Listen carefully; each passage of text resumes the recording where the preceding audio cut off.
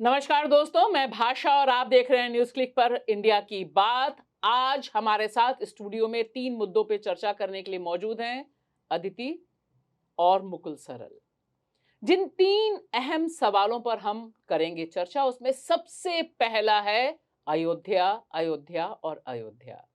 25 नवंबर को प्रधानमंत्री नरेंद्र मोदी जी ने मोहन भागवत जी के साथ मिलकर वहां फहराई धर्म ध्वजा और आखिरकार किस दिशा में देश को मोड़ने के लिए कोशिश की, चक्र किधर घुमाया, यह है हमारा पहला मुद्दा। और दूसरा मुद्दा है देश भर में जो बीएलओ का हाहाकार चल रहा है, जाने जाने जा रही हैं, आत्महत्याएं हो रही हैं, इस्तीफे हो रहे हैं। 25 से अधिक भारतीय नागरिक एसआईआर की वजह से आत्महत्या कर चुके हैं, लेकिन चुनाव आयोग पूरी तरह से बेपरवाह है। इन लोगों की मौतें और परेशानियों की तरफ से उसने आंखें मूंदी हुई हैं, क्यों? और तीसरा सवाल है बिहार के बाद बंगाल, और जिस तरह से पश्चिम बंगाल की मुख्यमंत्री ममता बनर्जी ने ताल ठोकी है और कहा है कि अगर बीजेपी ने उन्हें छूने की या डिस्टर्ब करने की कोशिश की तो वह देश भर में मचाएंगी हंगामा। क्या है इसके पीछे उनका एजेंडा? लेकिन सबसे पहले हम चलेंगे अयोध्या की तरफ, क्योंकि दरअसल अयोध्या देश की सुई किस दिशा में घूम रही है, इसकी कहानी कह रहा है। 25 नवंबर 2025 को मोदी जी ने वहां धर्म ध्वजा फहराई। उनके आगे आगे आरएसएस प्रमुख मोहन भागवत चल रहे थे, और जब धर्म ध्वजा फहराई जा रही थी तब भी पहला हाथ आरएसएस प्रमुख मोहन भागवत जी का था और दूसरा मोदी जी का था। आखिर इंटेंशन क्या है, संदेश क्या है, और क्या 25 नवंबर 1949 को जब बाबा साहब भीमराव अंबेडकर ने देश को संविधान सौंपा था, कॉन्स्टिट्यूएंट असेंबली में अपना भाषण दिया था, क्या कोई कोइंसिडेंस है? 76 साल का जो भारत का विकास क्रम है वह कहीं पहुंच रहा है? यह हमारा है पहला सवाल। इस पर क्या है पंच, बताएंगे मुकुल सरल। भाषा, मेरा मानना है कि धर्म ध्वजा तो बात की बात है। राम मंदिर की जब स्थापना हुई 2024 में, और उससे पहले पुरानी संसद छोड़ के नई संसद बनाई गई और नई संसद में स्थापित किया गया धर्म दंड संगोल। तभी से एक दिशा तय हुई थी हम किस तरफ जा रहे हैं, और ये उसी प्रक्रिया में एक एक कदम आगे उस तरफ बढ़ रहे हैं, ये साफ है। लेकिन असल सवाल ये है कि हम अपनी धर्मनिरपेक्षता, अपना संविधान कैसे बचाएंगे, इसके बारे में ही सोचने की जरूरत है। भाषा, इस पर क्या है आपका पंच? मेरा बिल्कुल साफ मानना है कि दरअसल जिस तरह से यह धर्म ध्वजा फहराई गई है, इसके जरिए बता दिया गया है कि देश धर्मनिरपेक्ष राष्ट्र कॉन्स्टिट्यूशन में जरूर होगा, किताबों में जरूर होगा, लेकिन हकीकत आज की तारीख में धर्म ध्वजा है। और हिंदू राष्ट्र की तरफ जिस तरह बढ़ना चाहते हैं, जिस तरफ आरएसएस ले जाना चाहती है देश को, उस दिशा में एक बहुत बड़ा कदम उठाया गया है।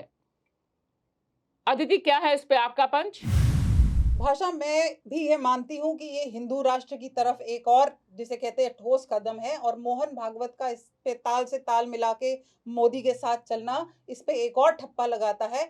लेकिन कहीं ना कहीं ये भी दिखाता है कि धर्म का सहारा लेना अब भाजपा के लिए एक मजबूरी बन गया है, एक ध्यान भटकाने का एक और अवसर बन गया है। अदिति, आपका कहना है कि धर्म का इस्तेमाल मुद्दों से भटकाने की तरफ है, लेकिन तस्वीर ये दिखाई दे रही है कि अब दरअसल यही बुनियाद हो गई है भारतीय राजनीति की, कि आप ठीक 25 नवंबर को ये होता है, 26 नवंबर को सारे लोग कॉन्स्टिट्यूशन के आगे मत्था टेकते हैं, और ऐसा लगता है कि जैसे दोनों में कोई कॉन्ट्रडिक्शन नहीं है। जबकि बतौर प्रधानमंत्री आप जिस तरह से धर्म ध्वजा सिर्फ लहराते नहीं, वहां पर यह भी कहते हैं कि राजा दशरथ सपने में आए थे और उन्होंने कहा था पुत्र तुमसे बहुत आशा है। तो एक क्रोनोलॉजी साफ दिखाई दे रही है कि प्रधानमंत्री जो लगातार कर रहे हैं 2014 से, लेकिन अब वो सीधे सीधे बोल रहे हैं कि दरअसल भारत को डिक्लेरेशन की जरूरत नहीं है हिंदू राष्ट्र करने की। सीधे-सीधे बोल तो रहे हैं, लेकिन वही है कि मैं ये बोलना चाह रही हूँ, जो आपने सही बोला कि कॉन्स्टिट्यूशन के अगले दिन बैठ के इन्होंने एक तामझाम करके एक प्रिएम्बल पढ़ा, और उससे एक दिन पहले और जो लोग जानकार हैं उनका ये कहना है कि हिंदू मतलब धर्म का झंडा भी जो है इस तरह से ध्वजारोपण नहीं किया जाता उसका, जिस तरह से नेशनल फ्लैग को किया जाता है। तो शायद ये एक कोई संदेश देना चाह रहे होंगे वो इस बारे में। और जहाँ तक संविधान का सवाल है, हम लोग जानते ही हैं कि राष्ट्रीय स्वयंसेवक संघ का क्या रवैया रहा है संविधान के ऊपर। तो हाँ, ये ज़रूर उस तरफ का एक संकेत है, लेकिन साथ ही में मुझे ये भी लग रहा है कि अब संसद का सत्र शुरू होने वाला है, ये कुछ थोड़ा-सा ना जो बाकी एक उथल-पुथल पूरे देश में मची है, उसको एक साइड में लगा के कि ये एक मुद्दा बन जाए, ये एक ध्यान भटकाने का भी इनका एक ट्रैप सेट करने का ऑपोज़िशन का प्लॉय है, मुझे ये लगता है। जी। लेकिन मुकुल, जो चीज़ दिखाई दे रही है, क्योंकि अदिति का कहना है कि ध्यान भटकाना, मुझे तस्वीर थोड़ी और बड़ी दिखाई दे रही है कि इसके ज़रिए एक बड़ा मकसद हासिल करना। आरएसएस की जो विश लिस्ट है, उसमें सिर्फ आखिरी विश लिस्ट उसकी बची हुई है कि भारत हिंदू राष्ट्र के तौर पर स्थापित हो जाए, और भागवत जी खुलकर बोल चुके हैं कि इसके लिए घोषणा की कोई ज़रूरत नहीं है। यानी वह बता रहे हैं कि आप ऑलरेडी हिंदू राष्ट्र में रह रहे हैं। और जिस तरह से जो तस्वीरें भी आई, क्योंकि बहुत मोदी जी जहां भी जाते हैं तस्वीरें बहुत बोलती हैं, तो मोदी जी से पहले मोहन भागवत का पहुंचना, फिर वो जो पूरा ध्वजारोहण का काम किया गया, उसमें पहला हाथ, दोनों चीजें हैं, एक कास्ट का एंगल भी है और एक ये भी है कि अब आरएसएस के देश में आपका स्वागत है। मोहन भागवत जी पहला घुमाते हैं, फिर पीछे पीछे मोदी जी घुमाते हैं, तो तस्वीरें तो संकेत दे रही हैं। देखिए भाषा, मैं बिल्कुल साफ कहूँ तो बाबरी मस्जिद के विध्वंस के साथ ही मैं ये सब चीज़ें देख रहा था कि क्या होगा अभी इस देश में। और मेरा जो चिंता है या मेरा जो सोचना है वो ये नहीं, मुझे पता है कि बीजेपी आरएसएस का ब्लूप्रिंट बिल्कुल साफ है, आज से नहीं, उसकी स्थापना से वो उसकी ओर बढ़ रहा है, लगातार बढ़ रहा है, उसमें वो एक दिन भी बैठता नहीं है, रुका नहीं है, उसका एक चला। अब उसका ब्लूप्रिंट हमारे सामने है, कैसे उसने संगोल स्थापित किया, कैसे उसने राम मंदिर की स्थापना हुई, कैसे धर्म ध्वजा हुई, अब जगह जगह अभी मथुरा और काशी बाकी है कि नारे लगते रहते हैं, तमाम सब चीजें हुई। तो इस उनका ब्लूप्रिंट हमारे सामने है, और हिंदू राष्ट्र जिसे अब कहें या ना कहें वो एक है। असल सवाल है कि उससे लड़ा कैसे जाएगा। हमारा जो सेकुलरिज्म है, हमारा जो संविधान है, हमारी जो डेमोक्रेसी है, उसका ब्लूप्रिंट क्या है विपक्ष के पास या आम जनता के पास, जो वो ये नहीं चाहती हिंदू राष्ट्र। एक तो हिंदू राष्ट्र ही शब्द बहुत गलत है, हिंदू उनके साथ ऐसा है, हम भी हिंदू ही हैं अगर कहने को कहा जाए, उनका कोई राष्ट्र बनाया, हमें नहीं चाहिए ऐसा कोई राष्ट्र, हमारे लिए तो हमारा भारत ही जो लोकतांत्रिक धर्मनिरपेक्ष राष्ट्र वही है, वो हिंदुत्व राष्ट्र है। अब मैं उसे अंधा राष्ट्र कहता हूँ या मनु राष्ट्र कहता हूँ, वो हिंदुओं का राष्ट्र नहीं है, वो हिंदुओं के नाम पर, दरअसल उन्होंने हर चीज में हिंदू जोड़ लिया, तो हिंदुओं को लगता है लगाने को कि ये तुम्हारा कुछ ऐसा हो रहा है, उनका कुछ नहीं हो रहा है, उनकी तबाही होगी, इसमें उनकी बर्बादी होगी, वही सारी चीजें वर्णाश्रम वाली लौटेंगी, मनुवाद लौटेगा। तो असल है कि उनका ब्लूप्रिंट साफ है, और सवाल है कि उससे लड़ा कैसे जाएगा। अदिति, आप कुछ कहना चाहते हैं? मैं ये कहना चाह रही हूँ भाषा की, जैसे मुकुल जी कह रहे हैं कि हिंदू राष्ट्र का एजेंडा है, लेकिन उस पे भी ये पूरे जो इवेंट हुआ है, सवाल खड़ा होता है कि इनका हिंदू राष्ट्र में कौन है, दलित हैं क्या? क्योंकि इस चीज की भी चर्चा हो रही है कि वहां के जो दलित एमपी थे उन्हें नहीं बुलाया गया था, और जब पहला इवेंट हुआ था उसमें हमारी राष्ट्रपति को नहीं बुलाया गया था। तो क्या है ये हिंदू राष्ट्र? ये हमें जो है ना, ये चर्चा करती रहनी चाहिए कि ये किस तरह का हिंदू राष्ट्र स्थापित करना चाहते हैं। क्या दलितों की उस पे जगह है? तो क्यों नहीं अवधेश कुमार जी को बुलाया गया? जी, तो सवाल एक है कि किसको नहीं बुलाया गया, किसको हटाया गया, लेकिन यहाँ पर हमने ये भी देखा है कि आप राष्ट्रपति द्रौपदी मुर्मू को ना भी बुलाइए तो भी वो बाद में जाएंगी, और उसी तरह का एक एमपी है लोग।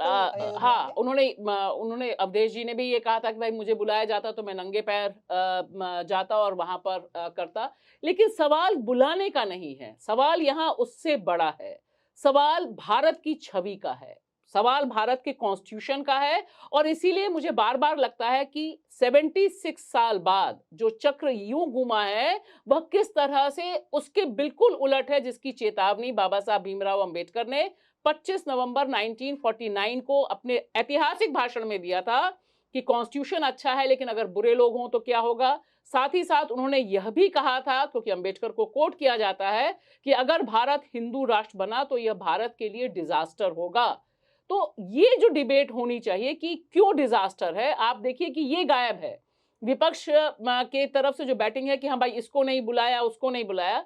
सवाल यहाँ आप एक देश का धर्म निर्धारित करना और देश के जो तीसरी बार चुने हुए प्रधानमंत्री हैं उनका जाना, और उनके साथ साथ भागवत जी जिनके पास कोई कॉन्स्टिट्यूशनल पोस्ट नहीं है। अगर आप देखिए तो वहाँ योगी आदित्यनाथ हैं, वहाँ पर वहाँ की जो राज्यपाल हैं आनंदीबेन वो हैं, लेकिन मोहन भागवत जो एक कॉन्स्टिट्यूशनल पोस्ट पर नहीं है, उनके जो एंट्री है वो एक संकेत देने के लिए काफी है कि अब हमारा सपना इस दिशा में है, मुझे ऐसा लगता है। वो तो सही है, लेकिन जैसे मुकुल जी ने बोला था, जहां तक हमारे देश की छवि, वो तो जिस दिन सेंगोल को लेके पार्लियामेंट में इतना वो सब किया था, उसी दिन से तय हो गया था कि क्या छवि है और अब क्या मेरा करने मानना वाले यह हैं, है कि मतलब आप जो कह रही ना कि उनके साथ मोहन भागवत, मैं कह रहा हूं कि ये तीनों ना होते, मोहन भागवत होते तो हमें कोई आपत्ति ना थी। जी इन तीनों को नहीं होना वही चाहिए। हम कह रहे हैं। जी प्रधानमंत्री हाँ, हाँ इन तीनों के साथ वो आ गए। ये तो एक वो पूरा बताया कि सत्ता क्या चक्र क्या है, वो तो सब जाके फीड वहां रिपोर्ट करते ही हैं, जो भी वो कैबिनेट में बाद में बात होती है, पहले मोहन भागवत जी को पहले बताई जाती है।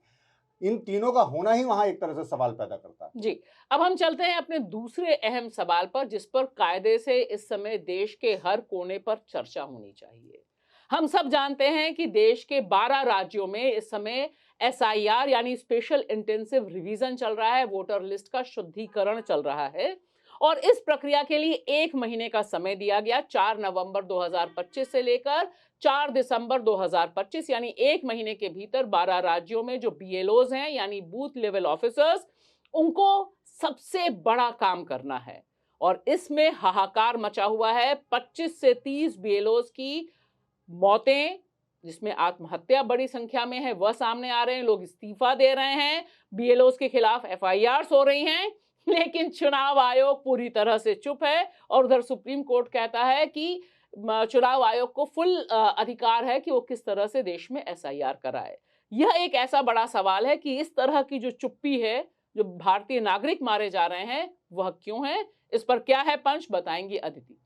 भाषा, मेरा ये मानना है, जो कि मैं पहले भी कह चुकी हूँ, कि एक रूटीन एक्सरसाइज को इतना तमाशा बनाना, जैसे डिमोनेटाइजेशन में पहले हुआ, उसमें जाने गई, इस बार इलेक्टोरल रिवीजन, उसमें जाने जा रही हैं, और बीएलओज जो कि खुद टीचर्स या आंगनवाड़ी या कुछ हैं, 16-16, 18-18 घंटे काम कर रहे हैं, और 1 महीने का, जैसे आपने बताया, उन पे प्रेशर हुआ है। तो इसमें ईसी के ऊपर सवाल खड़े होते हैं कि इतनी जल्दी क्या है भाई?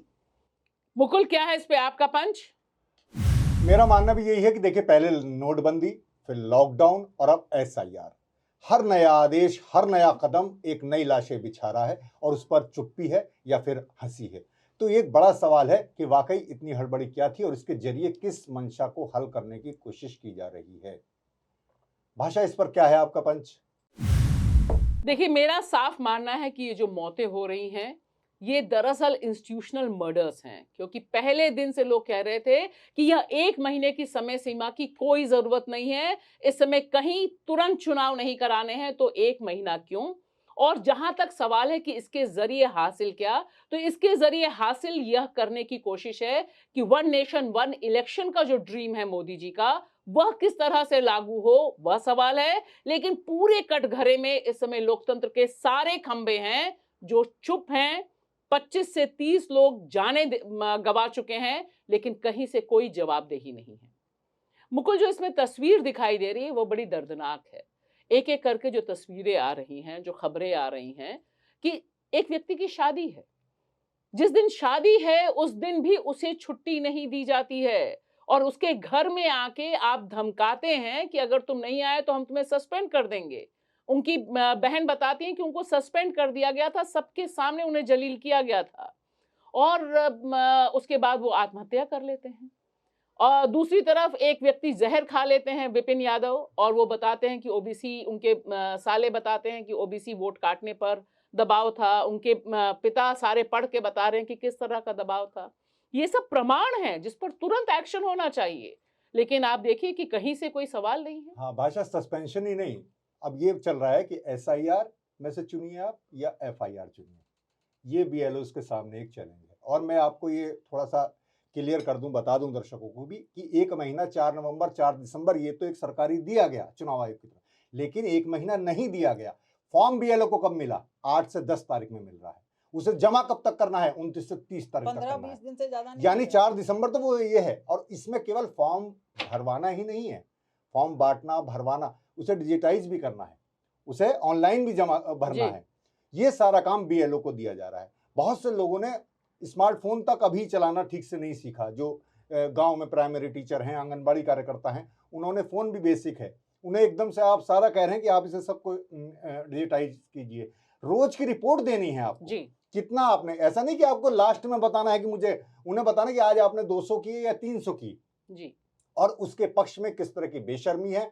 बीजेपी की ट्रोल आर्मी लगातार बीएलओ को एक तरह से निकम्मा बताने निकम्मा में बता रही है और लिख रही है कि इन पे कितना काम है। 1200-1400 वोटर का काम होता जी। है, लेकिन मैंने खुद अनुभव किया है कि 1200-1400 वोटर ढूंढना, उनसे फॉर्म भरवाना, उनकी जानकारी लेना और उसमें फिर 2003 और ये सब एसआईआर कराना और उसे भरना, वापस लेना और उसे डिजिटाइज करना एक बहुत बड़ी चुनौती है। यही प्रेशर है और लोगों को अपमानित किया जा रहा है। डीएम एसडीएम अपना नंबर बढ़ाने के लिए इस तरह से जी। कर रहे हैं, तो ये लग रहा है कि ये एसआईआर या हम लोगों के लिए कुछ काम नहीं हो रहा है, ये किसी और के लिए काम हो रहा है और इसकी मंशा बिल्कुल साफ। आप जो वन नेशन वन इलेक्शन कर रहे थे वो तो है ही, लेकिन उस वन नेशन वन इलेक्शन में कौन जीते और पूरे देश पर कब्जा किसका हो, असल मामला यही है। अदिति, जो तस्वीरें हैं और जिस तरह से ग्राउंड में, क्योंकि हम अक्सर वहां तो बात कर लेते हैं जहां सुसाइड हो रहे हैं, क्योंकि इसमें गुजरात भी है, इसमें मध्य प्रदेश भी है, इसमें उत्तर प्रदेश भी है, इसमें केरल है, इसमें तमिलनाडु है, यानी जहां पर भी 12 राज्य बहुत इंपॉर्टेंट है जहां पर ये सारी घटनाएं हमारे सामने आ रही हैं। लेकिन वे तस्वीरें या वे इस्तीफे जो हो रहे हैं, जो कुछ महिलाओं ने अपने इस्तीफे पब्लिक में डाले और बताया कि किस तरह से उनके ऊपर एक मेंटल टॉर्चर हो रहा है। मेरा यहाँ सवाल है, हमारे पास ऐसे भी वीडियोस आए जहाँ पे वो छोटे से अपने बच्चे, 6 साल की जी। बच्ची के साथ बीएलओ है, वो रो रही है टीचर और भर रही है। मेरा सवाल ये है कि क्यों? बिहार में तो चलिए चुनाव तुरंत होना था, आपको तुरंत करवाना था, आपको सरकार किसकी बनवानी थी वो बन गई आपकी। लेकिन ऐसी अर्जेंसी अभी 12 राज्यों में नहीं है। फिर ये इतना समय, और अगर विपक्ष कह रहा है कि भाई आप 4 महीने 6 महीने, कल पीयूसीएल ने भी अपनी कॉन्फ्रेंस की जयपुर में, वहां पे कहा कि भाई कम से कम 5 महीने चाहिए और 5 महीने चुनाव आयोग के पास हैं, लेकिन क्यों नहीं सुन रहा चुनाव आयोग? देखिए भाषा, इसमें मुझे एक तो मंशा के ऊपर जो है वो पूरा डाउट ही है। एक तो ये है कि विपक्ष को जो है वो इन्हीं सर में उलझाए रखें। वो अपने वोटर के करें, अपने कार्यकर्ताओं को बूथ पे ये करें, मुद्दे ना उठाएं। जो मुद्दे हैं बेरोजगारी के, गरीबी के, दुनिया भर के, वो ना उठाएं। वो इसी में विपक्ष को उलझाए रखने का एक तो मुझे लगता है कि ये मंशा है। दूसरा डिसएनफ्रेंचाइजमेंट तो है ही, जैसा हमने बिहार में देखा 65 लाख नाम काटे गए। दलितों, आदिवासियों को, मुस्लिम्स को, इनको बाहर करने का पूरा मुझे लगता है कि कुछ मंशा है। शुद्धिकरण कीजिए, लेकिन शुद्धिकरण के नाम पे जो हमें संविधान ने हक दिया है कि एक व्यक्ति एक वोट, उसका इलेक्शन कमीशन अगर नहीं रख पाते तो ये जनतंत्र के लिए बहुत ही खतरा है। ये आम लोगों के लिए बहुत ही खतरा है कि वो एक अधिकार जो है वो आप छीन रहे हैं और इसमें इलेक्शन कमीशन को जो है पूरी तरह से कभी ना कभी तो उसको जवाबदेही करनी पड़ेगी। एक संक्षेप में आप लोगों से मैं जरूर जानना चाहूंगी, क्योंकि अभी एक और नई टैक्टिस आई है। बीजेपी ने एक प्रेस कॉन्फ्रेंस की और उसमें यह बताने की कोशिश की कि जो वोट चोरी की बात हो रही है विपक्ष के द्वारा और खासतौर से राहुल गांधी के द्वारा, ये जो एक्स प्लेटफॉर्म्स के हैंडल्स हैं ये विदेश से चल रहे हैं। और यहाँ पर बीएलओ पे चर्चा करने के बजाय कि बीएलओ मर रहे हैं, आत्महत्या कर रहे हैं, ट्रेन के आगे कूद रहे हैं, घर में फांसी लगा रहे हैं, आप देखिए कि सारा जो कॉर्पोरेट मीडिया है वो इसी पे चर्चा कर रहा है। हालांकि कांग्रेस ने इसका जवाब दिया और बताया कि ये कितना बड़ा फ्रॉड है।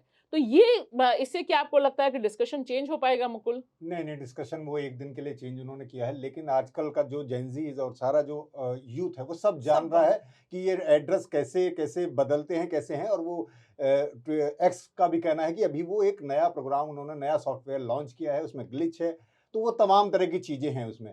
तो वो एक, पर ये लगातार एक मशकूक यानी एक संदिग्ध बनाना विपक्ष को और राहुल गांधी को खासतौर से, और जो उनके फैक्ट चेकर हैं आमतौर पर, उन्हें एक संदिग्ध बनाना और ये बताना कि सारा जो हमारे खिलाफ जो भी, उन्होंने तो प्रदूषण पर जो प्रोटेस्ट हुआ था पहले ही आपने देखा था जिसमें बच्चे भी गए थे, उसे भी कह देते कि कोई विदेशी साजिश टाइप है ये। वो हर चीज में विदेशी साजिश, हर उसमें विदेश। अरे विदेशों से आपके इतने अच्छे संबंध है सारे के सारे, आप कह रहे हैं चीन भी हमारा, और मोदी जी तो विश्व गुरु हैं, और विदेश तुम्हें गिराने की कोशिश करा रहे। विदेश को तो इसी पूंजीवाद, इसी सामंतीवाद के युग में और इसी सरकार में फायदा है, उन्हें कांग्रेस और विपक्षी सरकार में फायदा नहीं है जो गिराने की कोशिश करेगा। उसी में ट्रम्प जो उनके बड़े परम मित्र हैं, आज की खबर ये है कि उन्होंने बोल दिया कि थर्ड वर्ल्ड कंट्रीज का तो मैं आना बंद कर दूंगा, वीजा नहीं दूंगा। जी। तो ये मोदी जी जवाब दे, वो तो ट्रम्प का नाम लेने से घबराते हैं। जी।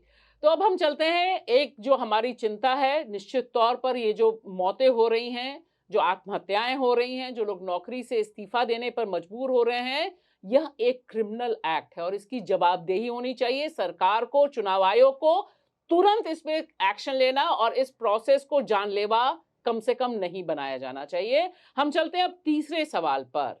तीसरा बहुत इंटरेस्टिंग है क्योंकि अब सबका दिमाग बिहार के बाद बंगाल यानी पश्चिम बंगाल की तरफ है।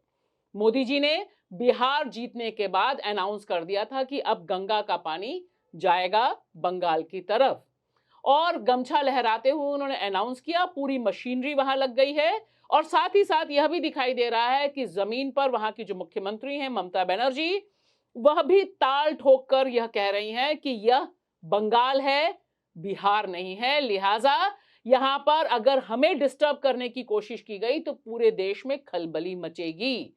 सवाल यहां बहुत साफ है कि क्या ममता बनर्जी बीजेपी और पूरे एडमिनिस्ट्रेशन की जो दबाव है उसे झेल पाएंगी? होगा क्या, यह बड़ा सवाल है। क्या है इस पे पंच, बताएंगी अदिति। भाषा, मेरा ये मानना है कि बंगाल में जो जिस तरह से बीजेपी का 2000 पहले पंचायत चुनाव में और बाद में लोकसभा में वोट शेयर गिरा है, उससे बीजेपी अपनी पूरी सत्ता अब बंगाल में लगा रही है। लेकिन ममता बनर्जी भी उसी, जिसे कहते हैं ना, थान से काटी हुई बनाई हुई हैं और उसी तरह की आक्रामक राजनीति खेल रही हैं। तो मुझे ये लग रहा है कि बंगाल का जो चुनाव है वो एक बहुत तूफानी चुनाव होने वाला है। मुकुल, क्या है इस पे आपका पंच? मेरा मानना है कि देखिए, दावे तो अलग हैं, चैलेंजेस बिहार में भी दिए गए, लेकिन ममता बनर्जी भी केंद्र की सत्ता से और उसके साथ जो चुनाव आयोग है इस सारी व्यवस्था से कैसे लड़ेंगी, असल सवाल ये है। और बंगाल की स्थिति भी बिहार से अलग है, वहां इंडिया गठबंधन एकजुट नहीं है, कांग्रेस अलग है, लेफ्ट अलग है, विपक्ष है उनका। अब वो किस तरह से वहां एकजुटता से बीजेपी से मुकाबला होगा, ये एक बड़ा सवाल अभी मेरे सामने है। भाषा, इस पर क्या है आपका पंच? मेरा बहुत साफ मानना है कि बीजेपी और आरएसएस के तंत्र से स्ट्रीट फाइटर यानी सड़क पे लड़ने वाले योद्धा की तरह ही जीता जा सकता है, क्योंकि दरअसल उसी भाषा को वो समझते हैं और वही टैक्टिक्स वह अपनाते हैं। तो तू डाल डाल मैं पात पात करने की कोशिश ममता बनर्जी पश्चिम बंगाल में कर रही हैं और यह उनके अस्तित्व का सवाल है। बिहार जीतने के बाद अब बंगाल के लिए मोदी जी ने जो पूरा का पूरा अपनी योजना बनाई है, उससे ऐसा लगता है कि बंगाल में जो चुनाव है वह बहुत टफ इलेक्शन होगा और उसमें जिस तरह की आशंकाएं हैं वह कितनी फलीभूत होंगी ये हम देखेंगे। मुकुल, जो दिखाई दे रही है तस्वीर, क्योंकि आप देखिए कि पहले दिन से ही मतलब मुझे लगता है कि बीजेपी और आरएसएस का जो नेटवर्क है उसकी तारीफ करनी चाहिए। वो हर समय इलेक्शन मोड में रहते हैं। अभी चुनाव जीता नहीं आपने, उससे पहले आपने अनाउंस कर दिया कि बंगाल के लिए आपकी रणनीति क्या है और मोदी जी बिहार के साथ साथ बंगाल में भी चुनावी रैलियां करना शुरू कर चुके थे। उसमें क्या आपको लगता है कि ममता बनर्जी ने ये जो ताल ठोकी है और सीधे सीधे कहा है कि यह बंगाल की अस्मिता, बंगाल का सवाल है, यह कुछ हो पाएगा जमीन पर? नहीं, देखिए, जैसे आपने कहा कि स्ट्रीट फाइटर, ये तो है कि ममता बनर्जी उसी भाषा में जवाब देना जानती हैं। 2020 में भी ये हो रहा था कि बीजेपी कितना बढ़ेगी और 2024 के लोकसभा चुनाव में भी यही हुआ, लेकिन ममता ने फिर दिखाया कि वो ममता है और बंगाल अभी उनके कब्जे में है। लेकिन अब चीजें थोड़ी सी बदल गई हैं। एसआईआर आया ही इसलिए है। आप इस बात को अगर नहीं समझेंगे हम कि जो स्थितियां थी, उन्हें दिख रहा कहां कहां चुनौतियां थी। तो बिहार तो एक, मुझे लगता है, ट्रायल था। बिहार उन्हें बहुत मुश्किल नहीं लग रहा था बिहार में, क्योंकि उनकी सत्ता भी थी। अभी उनके लिए बंगाल टास्क है, तमिलनाडु है, केरल है, जहां विपक्ष है और मजबूत है। तो असल मामला था इन राज्यों को कैसे हासिल किया जाए, तो उसे एसआईआर, जिसे एनआरसी भी कहा जा रहा है, और बंगाल में सवाल बहुत होगा। और आप अगर टेलीविजन खोल के देख लें रातों में, तो आपको पता चल जाएगा कि किस तरह की सांप्रदायिक राजनीति होनी शुरू हो गई है और घुसपैठिया के नाम पर किस तरह से चीजें होंगी। और ममता बनर्जी भी शायद इसे ना रोक पाए, क्योंकि चुनाव आयोग जिस तरह से चीजें चला रहा है, पूरा ड्राइव, तो ये एक मुश्किल चुनाव तो है, लेकिन इस बार ममता की भी बहुत चुनौती। अदिति, आपने एक इम्पोर्टेंट बात कही कि 2024 में लोकसभा चुनाव में बीजेपी का ग्राफ गिरा था, लेकिन अगर विधानसभा की बात कर रही है तो 2020 में मैं तो थी भी वहां पर ममता बनर्जी के चुनाव क्षेत्र में ही, ममता बनर्जी चुनाव हारी थी। तो ये भी बात बहुत इंपॉर्टेंट है कि और 73 सीटों पर बीजेपी का पहुंचना हुआ था। तो ये एक जो रणनीति है और जिसमें एसआईआर भी मिल रहा है, तो उसमें तो तस्वीर काफी बदल रही है, और कम्युनल एंगल तो पहले दिन से ही शुरू है। जब मतलब चुनाव तो अब कब घोषित होगा, लेकिन चुनावी बैटल तो चालू है। हाँ, लेकिन भाषा उसमें मुझे ये कहना है कि देखिए भाजपा की एंट्री बंगाल में ममता बनर्जी का हाथ पकड़ के हुई है, जब ममता बनर्जी एनडीए में बिहारी, उससे पहले भाजपा का कोई अस्तित्व वहां नहीं था। तो ममता बनर्जी भी ये जानती है कि अब वही बुला के लाई है, तो अब वो मुकाबला करेंगी। जहां तक आपने वोट की बात की, असेंबली में हाँ हुआ था, लेकिन उसके बाद भाजपा का वोट शेयर कम हुआ है, क्योंकि ममता भी अब चेत गई है। और दूसरी बात जो इन्होंने कही है, ये इलेक्शन जो है ना, ये बहुत ही हिंदू मुसलमान वाला होने वाला है इलेक्शन। जी। क्योंकि एक समय पे ममता बनर्जी ने भी उसी तरह की राजनीति खेली है, वो इमामों को ये देना वो देना और वहां पे करके किया। अब ममता बनर्जी को रियलाइज हो रहा है। और दूसरा प्रॉब्लम जो है वहां पे सबसे बड़ा, जो मुकुल जी ने अगेन यही पॉइंट किया है कि वहां पे विपक्ष जो है वो खंडित है अभी। तो मतलब ममता बनर्जी की विपक्ष, लेकिन सबसे बड़ा फायदा मुझे लगता है ममता बनर्जी को है कि स्टेट मशीनरी उनके हाथ में है, पुलिस उनके हाथ में है। तो इस तरह से वो कहीं पे ये जो सर का जो अभियान है ना, और जो काडर है, उसको कहीं ना कहीं रोक तो पाएंगी, क्योंकि कांटे से कांटा निकलता है। और मुझे लगता है कि कोशिश पूरी रहेगी, बाकी देखते हैं आगे। चलिए, तो ये देखना बहुत दिलचस्प रहेगा कि कांटे से कांटा निकाल पाती हैं ममता बनर्जी। लेकिन फिलहाल ममता बनर्जी ने जिस तरह से ताल ठोकी है, उसका मैसेज डाउन द लाइन बहुत क्लियर गया है। पश्चिम बंगाल ही नहीं, पूरे देश में गया है कि अगर आपको बीजेपी आरएसएस से लड़ना है तो मुलायमियत से लड़ाई नहीं हो सकती है। आपको सड़क पर उतरना पड़ेगा, अपने कैडर को मजबूत करना पड़ेगा और चैलेंज देना पड़ेगा। तो यह इंटरेस्टिंग रहेगा। इसी तरह से हमारे साथ बने रहिए। आप सबका जुड़ने के लिए बहुत बहुत शुक्रिया। नमस्कार।